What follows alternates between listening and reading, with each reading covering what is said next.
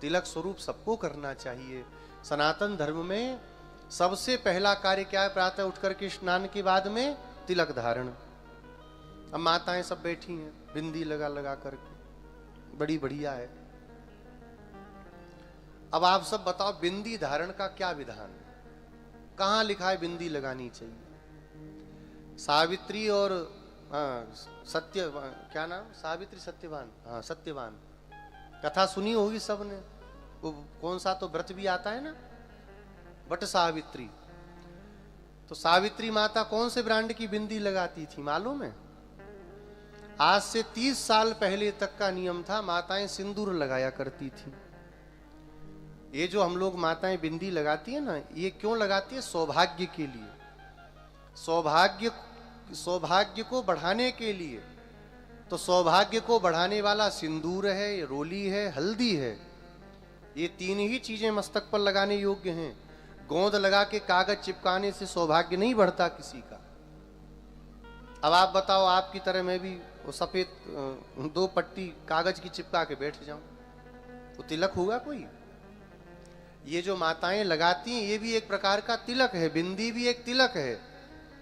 लेकिन अब फैशन का जमाना है, रोली लगाएंगे तो बह जाएगी, खराब हो जाएगी, ये लगाएंगे चिपकी रहेगी। आज के समय में हमारे सनातन धर्म का जितना बंटाधार सनातनियों ने किया उतना पाश्चात्य लोग नहीं कर पाए। पुरुष वर्ग के माथे पर तिलक देखना ही बहुत बड़े सौभाग्य की बात होती है। कभी देखते हैं तो लगता है ओ आज लगता है सूर्य नारायण पश्चिम से निकले होंगे, तो तिलक लगाए। बिना तिलक लगाए धर्मशास्त्रों में लिखा है कोई भी शुभ कार्य करेंगे उसका आपको कोई फल नहीं होगा। इसलिए अच्छा देखिए, जब सत्यनारायण जी का पूजन करते हैं, कोई भी हम लोग अनुष्ठान घर में पंडित के द्वारा कराते हैं, तो ब्राह्मण देवता सबसे पहले क्या करते हैं? तिलक लगाते हैं। क्यों लगाते हैं? क्योंकि उस तिलक के लगाने से आपको अधिकार प्राप्त होता है पूजा पाठ करने का।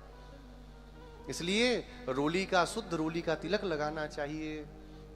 हल्दी का, उसमें मट्ठा उगरा डाल के, चूना उगरा डाल करके लाल रंग की रोली बनाई जाती है।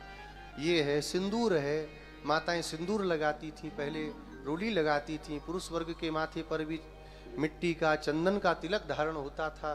तब भारतवर्ष की समृद्धि थी, तब भारतवर्ष में आनंद था, सब लोग परस्पर प्रेम पूर्वक रहते थे। ये जब तक हमारे जीवन में ये संस्कार नहीं आएंगे तब तक हम कितना ही भागवत सुने, रामायण का पाठ करें, माला जप लें, कोई फल मिलने वाला नहीं है। ये सनातन संस्कार, इन संस्कारों के लिए हमारे पूर्वजों ने अपने मस्तक को कटाया। आज से 700-800 साल पहले क्या स्थिति थी भारतवर्ष की मालूम है? सब पढ़े लिखे हैं। मुसलमान लोग तलवार लेकर के खड़े हो जाते थे कि धर्म बदल दो, जनेऊ त्याग दो, चुटिया कटा लो, तुम्हें जीवित छोड़ देंगे।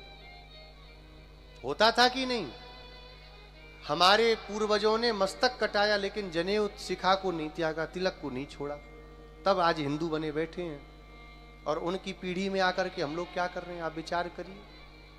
इसलिए अपने अभ्युदय के लिए, अपने कल्याण के लिए शास्त्र जो कहता है उसको स्वीकार करने में, उसको करने में किसी प्रकार का संकोच नहीं करना चाहिए। एक दिन मर करके जाना है, सारे फैशन की जो किट धरी है ना वो यहीं रह जाएगी। एक वहां से पाउडर लिपस्टिक ऊपर लेके जाने नहीं देंगे यमराज के यहाँ, यहीं रहेगा।